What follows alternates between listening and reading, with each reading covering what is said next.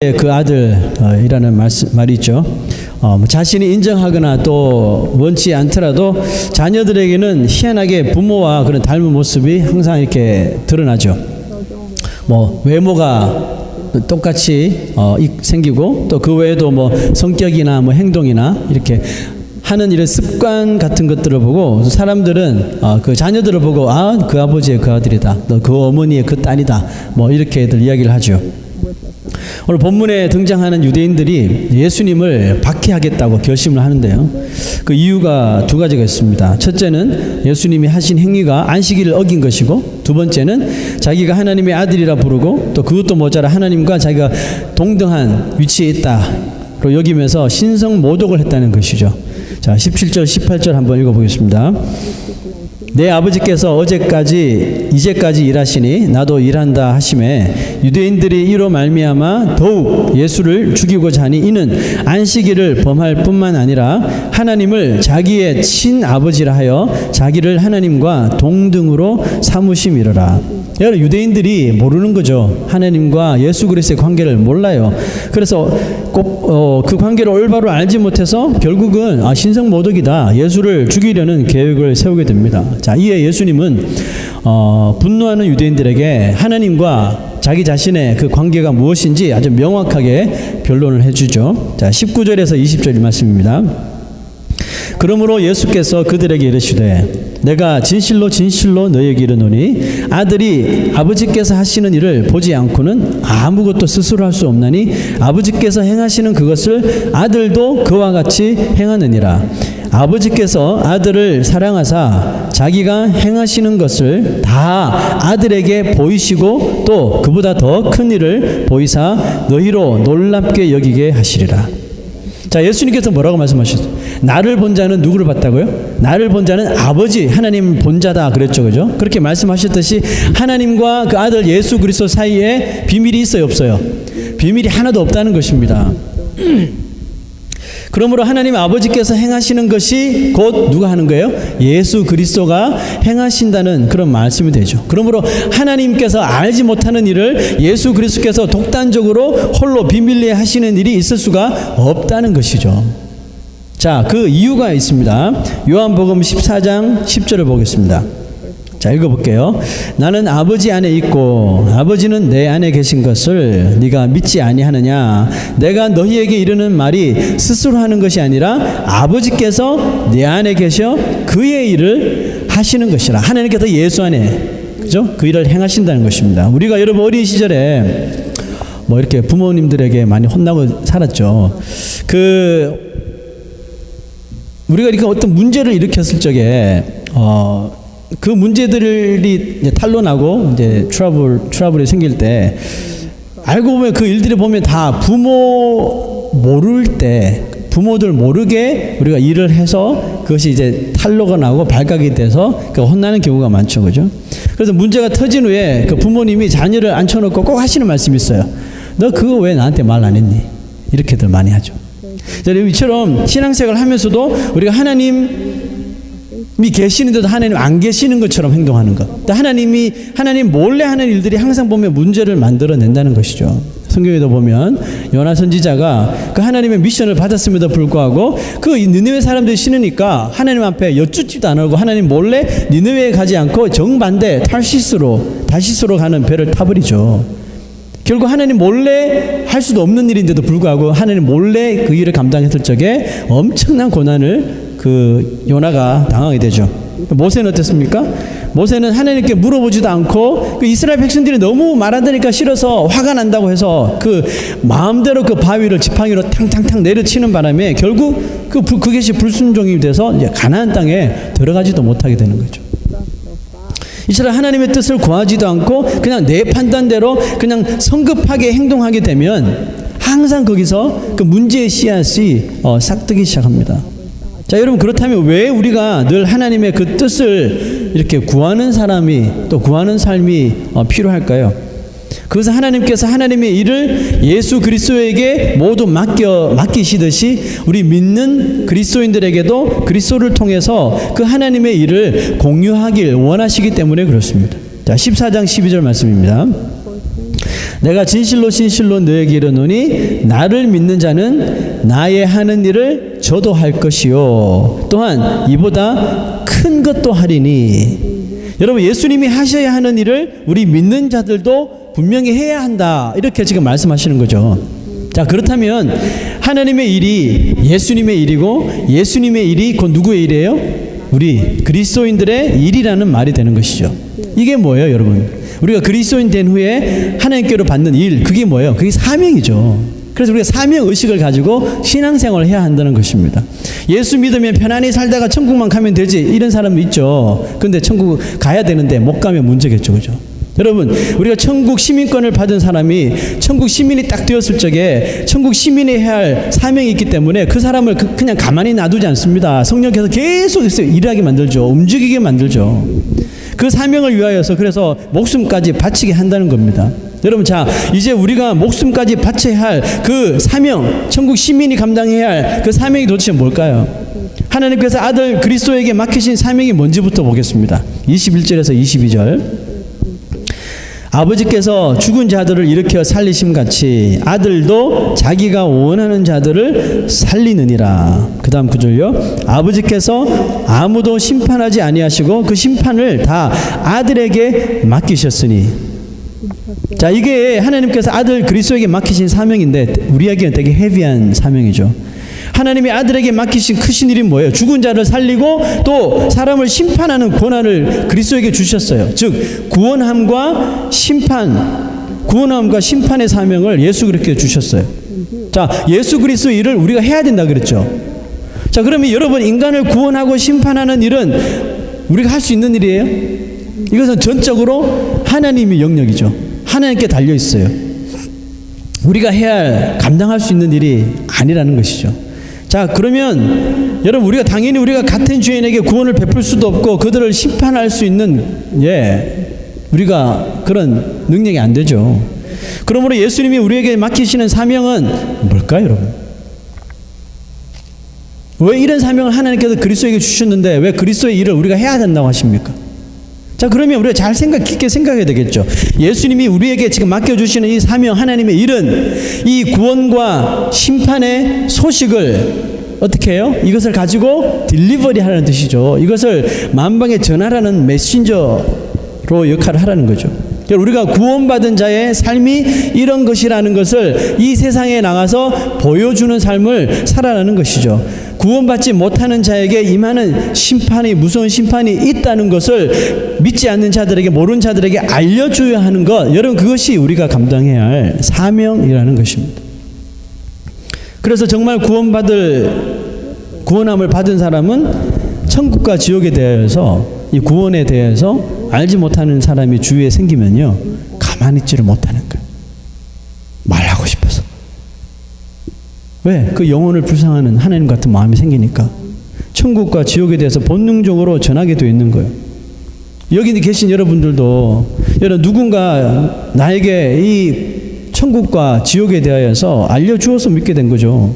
여러분, 이 세상에 살다가 그냥 자기 혼자 가만히 살다가 어느 날 갑자기 천국과 지옥이 깨달아져서 믿게 된 사람이 있나요? 여러분, 설사 있다고 하더라도 그 사람이 믿게 된 그 백그라운드, 배경을 면밀히 살펴보면 분명히 그 사람에게 영향을 끼친 사람이 있거나 영향을 준 말씀이 있거나 뭔가가 있다니까요. 인간 스스로는 그렇게 여러분 믿을 수가 없어요. 그래서 사도 바울은 구원받은 예수 믿는 사람들의 삶을 뭐라고 이렇게 비유했냐 하면 바로 향기, 이렇게 말했습니다. 자, 고린도후서 2장 15절 16절 보겠습니다. 우리는 구원 얻는 자들에게나 망하는 자들에게나 하나님 앞에서 그리스도의 향기, 내 향기가 아니에요. 그리스도의 향기니 이 사람에게는 사망으로 쫓아 사망에 이르는 냄새요, 저 사람에게는 생명으로 쫓아 생명에 이르는 냄새라. 누가 이것을 감당하리요? 여러분, 왜 구원받은 사람의 향기가 어떤 사람에게는 사망에 이르는 냄새로 되고 어떤 사람에게는 생명에 이르는 냄새가 되는 거죠? 자, 우리 잘 생각해보면 복음을 전해본 사람은 알 거예요. 복음을 전해보면 이 말씀을 기다렸다는 듯이 이것을 날름 받아먹고 정말 기쁘게 그리스도를 영접하는 사람이 있는 반면에 정말 아무리 전하고 전해도 적극적으로 디나이하는, 불신하는 사람이 있죠. 상반되게 나타납니다. 물론 우리가 그 모습을 보고 이 사람은 구원받은 사람이야, 이 사람은 지옥 갈 사람이야 판단해서는 안 돼요. 그 판단 하나님께 있으니까요. 우리가 그것을 절대로 판단할 수는 없는 일이지만 그 구원의 향기를, 그리스도의 향기를 발산하는 그 사명을 통하여 하나님은 구원을 함을 얻을 자와 얻지 못하는 자를 우리를 통하여서도 완벽하게 가려내어 주신다니까 우리의 사명이 얼마나 큰지 몰라요. 그러므로 우리의 사명은 그 그리스도를 통하여서 주시는 그 구원의 향기를 발산해야 하는 것. 여러분, 이게 우리의 끊임없는 사명이죠. 그 향기, 그리스도의 향기, 구원이 이르는 그 향기를 정말 이 세상의 영혼들이 다 맡을 수 있도록 하는 데까지, 그것까지가 바로 우리 그리스도인들의 뭐예요? 해야 할 일이라는 것입니다. 자, 여러분, 이 그리스도의 향기 노릇을 우리가 해야 돼요. 세상에 살면서 이 향기 노릇을 할 때 우리에게 가장 두 가지 필요한 확신이 있어야 합니다. 두 가지 확신이 있어야 되는데, 하나는 뭐예요? 내 생명도 내 것이 아니라 내 생명이 누구한테 있어요? 그리스도에게 있다는 거. 이 말은 무슨 뜻이에요? 나는 지금 죽어도 구원함을 받는다, 이거예요. 내 생명이 나에게 있지 않고 그리스도에게 있음을 확신할 수 있어야 돼요. 그래야지 여러분 땅끝까지 갈 수 있는 거예요. 다른 나라에까지 가서 선교할 수 있는 거예요. 죽어도 좋다는 거죠. 이 확신이 없으면 여러분 우리가 이 감당을 할 수 없습니다. 두 번째는 뭐예요? 하나님의 말씀이 살아계신 하나님의 말씀이라는 확신을 가지고 있어요. 여러분, 이 두 가지가 확실하지 않으면, 이 두 가지가 확실하지 않은 상태에서 우리가 이 그리스도의 향기를 바라게 되면 구원을 얻을 자에게까지 여러분 혼란을 줄 수가 있습니다.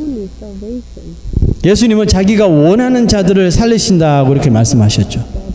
예수님이 살리길 원하시는 사람들이 과연 여러분 누굴까요? 자, 24절에서 25절 한번 보겠습니다.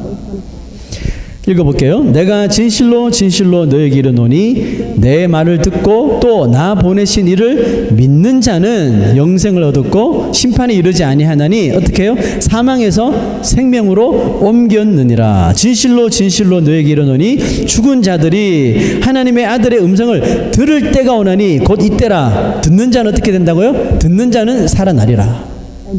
보셨죠? 예수님은 살리기를 원하시는 죽어 있는 영혼들에게 뭘 하셔요? 구원받은 자들을 먼저 향기가 되어 보내신다니까요. 그러므로 전하는 자들의 향기가 분명하게 확신하게 주님의 음성을 전할 수가 있어야 한다는 것이죠. 자기 향기가 뭔지도 모르면 무치로 있으면서 어떻게 그 향기를 전해요? 전해봤자 전달되지 않는 거겠죠. 그러나 내가 확실한 이 두 가지 확신함을 가지고 주님의 향기가 되어서 복음을 전할 때 여러분 처음에 듣지 않고 바위처럼 딱딱하여 전하는 것마다 다 튕겨져 나올지라도 계속해서 내가 나의 사명은 이 사람에게 향기를 전하는 거야 해서 계속해서 정말 전하게 될 때, 포기하지 않고 전하게 될 때 결국은 뭐예요? 그 영혼이 주의 음성을 들을 때가 온단 말이죠. 들을 때 어떻게 돼요? 죽었던 영혼이 살아난다는 사실입니다. 할렐루야. 그래서 우리가 계속해서 끊임없이 이 향기를 발산하는 삶을 살 수 있어야 되는 거예요. 우리가 몰라요. 언제 그 영혼이 주의 음성을 듣게 될지. 우리가 알지 못하니까 계속해서 향기를 전해주는 수밖에 없는 것이죠. 하나님의 아들의 음성이 들릴 때 믿도록 계속 향기를 발산해야 하는 아주 중요한 이유가 오늘 본문에 나와 있어요. 자, 28절 한번 보겠습니다. 28절. 이를 놀랍게 여기지 말라. 무덤 속에 있는 자가 다 그의 음성을 들을 때가 오나니 그랬습니다. 자, 여러분, 이 세상에 살 때 주님의 음성을 듣지 않더라도 죽어서도 무덤에 들어갔어도 주의 음성을 들을 때가 있다고 하니까 여러분 이렇게 생각할 수 있잖아요. 그러면 이 세상 살면서 예수 믿지 않더라도 죽어서도 기회가 있는 거네? 죽어서도 그 음성을 들을 수가 있는 거네? 그러면 그때 가서 듣지. 이렇게 되는 건가요? 이 말씀이 그 말씀인가요? 절대 여러분 그렇지 않습니다. 자, 죽은 후에도 들리는 것은 확실해요. 성경이 말하니까. 그런데 우리가 죽은 후에 들리는 주의 음성은 뭐예요? 차라리 그러니까 예수를 안 믿고 죽은 사람이 죽어서 주의 음성을 듣는다는 것은 차라리 그 음성을 듣지 않는 것보다 못하다는 것입니다. 무슨 뜻입니까? 여러분, 예수 믿지 않는 사람이 죽어서 들리는 주님의 음성은 뭘 말해요? 결국은 마지막 영원한 심판을 위한 부르심이기 때문에 그렇습니다. 자, 29절 한번 보세요. 자, 그의 음성을 들을 때가 오나니 29절. 선한 일을 행한 자는 생명의 부활로, 악한 일을 행한 자는 심판의 부활로 나오리라 그랬어요. 이때는 초이스가 없어요. 부르면 그냥 나와야 되는 거예요, 여러분. 안 갈래요? 이게 안 되는 거예요. 주님께서 부르시면 그냥 나와야 되는 거예요. 저항할 능력이 우리한테 없어요. 살아서 믿은 자나 믿지 않는 자나 마지막 날 예수 그리스도의 재림시에 우리의 이름을 부를 때 우리는 아무런 저항 없이 그냥 살아나야 되는 거예요. 한쪽은 살아서 믿은 자의 부활은 생명의 부활로 살아나게 될 것이고, 믿지 않는 자는 불신자의 부활은 영원한 지옥의 심판의 부활로 살아나는 것입니다. 정말 극명하게 대조가 되는 것이죠. 여기서 여러분, 예수님 말씀하시는 선한 일은 뭐예요? 선한 일을 오해하시면 안 돼요. 그냥 남 도와주고 착한 일 하고 도덕적인 선한 일, 그 일을 말하는 게 여러분 아닙니다. 행위로 구원받을 수 없다 그랬잖아요. 그러니까 이 구절을 절대로 오해하시면 안 돼요. 여기서 말하는 선한 일은 도덕적인 선한 행위를 말하는 것이 아니라, 우리가 예수 그리스도를 믿게 되고 거듭났을 적에 성령이 내 안에 거하시고 성령께서 계속해서 나로 하여금 선한 의의 열매를 맺게 하시죠. 여러분, 그게 사도 바울은 뭐라 그랬습니까? 성령의 9가지 열매, 이 선한 열매를 말하는 거예요. 모든 것이 예수 그리스도를 통하여서 행해지는 선한 열매들, 그걸 지금 말하는 것이요. 그 안에 복음 전하는 것이 다 포함되겠죠. 그 악한 일은 뭐예요, 여러분? 악한 일은 간단합니다. 살아서 주님의 음성이 들리는데도 듣지 않으려고 하고 그것을 믿지 않으려고 하는 행위들, 여러분, 이게 악한 것이 되는 것이죠. 악한 일이 되는 것이죠. 이렇게 예수 그리스도는 아버지 하나님이 주신 일들을 충성되이 순종하시면서 다 따르셨죠. 마지막 겟세마네 동산에서 정말 혹독한 고난과 시련이 있었지만 결국은 십자가에 오르셔서 끝내 이 일을, 하나님께서 주신 일을 다 이루어내셨습니다. 하나님 아버지께서 우리를 사랑하셔서 한 영혼 구원하시려고 주신 일을 예수 그리스도께서 모두 따라서 이루어 주셨다는 것이죠. 그러므로 예수 그리스도는 그 아버지의 그 아들이 맞는 것이죠. 여러분, 19절과 24절, 25절을 읽으셨는데 그 공통적으로 나오는 예수님의 고백이 하나 있었는데요. 혹시 기억하세요? 내가 진실로 말하노니라. 진실로라는 말이 계속 나옵니다. 19절, 24절, 25절. 자, 나오는데 여러분, 예수님께서 진실로 정말 이런 말씀 많이 하시잖아요. 사복음서에. 이 진실로, 이 truly라고 하는 단어에 이 신약 성경에 헬라어로 쓰여졌으니까 그리거가 뭔지 아세요, 여러분? 오리지널 이 성경에는 truly, 진실로라는 말이 이런 단어로 나옵니다. 자, 그림 한번 보세요. 진짜 복잡죠?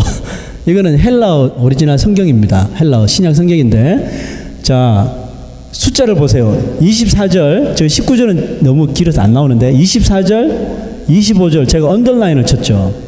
자, 그리그에서 영어가 파생됐기 때문에 웬만하면 영어 읽는 사람 읽을 수 있어요. 자, 24절 A로 시작하죠.